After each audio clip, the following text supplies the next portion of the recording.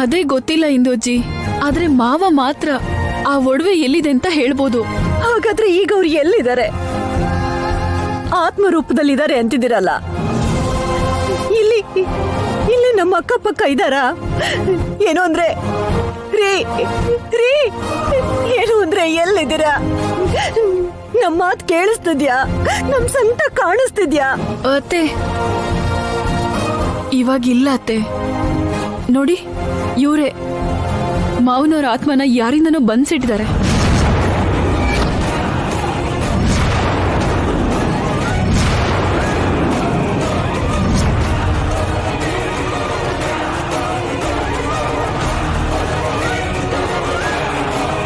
ಏಯ್, ಏನ್ ಮಾತಾಡ್ತಾ ಇದ್ಯಾ? ನಾವ್ ಆತ್ಮನ್ ಬಂದ್ಸೋದು ಅಂದ್ರೇನು? ನಮ್ಮಿಂದ ಹೇಗಾಗುತ್ತೆ? ಅಲ್ಲ, ಈ ಆತ್ಮದ ವಿಷಯ ಏನು? ಅಷ್ಟಕ್ಕೂ ಆತ್ಮ ಇದೆಯಾ? ಸುವರ್ಣತೆ, ನಿಮ್ಗೆಲ್ಲಾನು ಗೊತ್ತು. ನಾವೇ ಒಂದ್ಸಲ ಮಂತ್ರವಾದಿ ಹತ್ರ ಹೋಗಿ ಆತ್ಮನ ಬಂದ್ಸಿದ್ವಿ. ಆದ್ರೆ ವೈದೇಹಿ ಆ ಯಂತ್ರನ ಆಚೆ ಹಾಕಿದ್ಮೇಲೆ ಮಾವನವರ ಆತ್ಮ ಹೊರಗ್ ಬಂತು.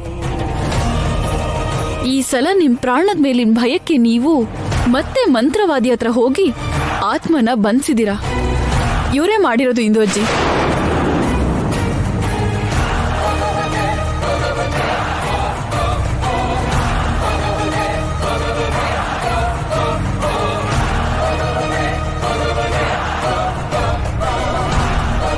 ಏನು ಎಲ್ರು ನಮ್ ಕಡೆ ನೋಡ್ತಾ ಇದ್ದೀರಾ?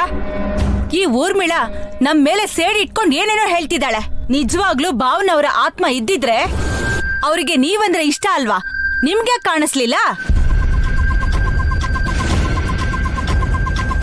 ನಮಗ್ ಮಾತ್ರ ಯಾಕೆ ಕಾಣಿಸ್ತಾ ಇದೆ? ಆತ್ಮ ಇಲ್ಲ, ಎಂತದೂ ಇಲ್ಲ. ಸುವರ್ಣತೆ, ನೀವು ಸುಳ್ಳು ಹೇಳ್ಬೇಡಿ. ನಿಮ್ಮಿಬ್ರು ಟೈಮ್ ಕೆಟ್ಟು ಮಾವನವರ ಆತ್ಮ ಏನಾದ್ರೂ ಬಂಧನದಿಂದ ಬಿಡಿಸ್ಕೊಂಡ್ರೆ ನೀವು ಜೀವಂತವಾಗಿರೋದಿಲ್ಲ. ಮರ್ಯಾದೆಯಿಂದ ಒಪ್ಕೊಳ್ಳಿ. ಅವ್ರು ಒಪ್ಕೊಳ್ಳಲ್ಲ. ಅದಕ್ಕೆ ಈ ಮನೆಗೆ ಒಳ್ಳೇದಾಗುವಂತ ಯಾವ ವಿಚಾರನೂ ಅವ್ರು ಒಪ್ಕೊಳ್ಳೋದಿಲ್ಲ.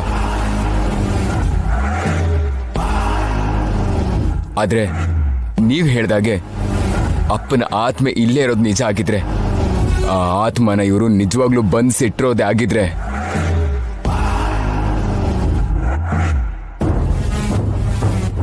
ನಮ್ಮನ್ನ ಇಂಥ ಪರಿಸ್ಥಿತಿಲಿ ನೋಡ್ತಾ ಅಪ್ಪ ಸುಮ್ಮನೆ ಇರಲ್ಲ. ಅಂತ ಬಂಧನನ ಮುರ್ಕೊಂಡು ಆಚೆ ಬಂದು ಆ ಆಭರಣಗಳು ಎಲ್ಲಿದೆ ಅಂತ ಹೇಳಿ ನಮ್ಮನ್ನೆಲ್ಲ ಖಂಡಿತ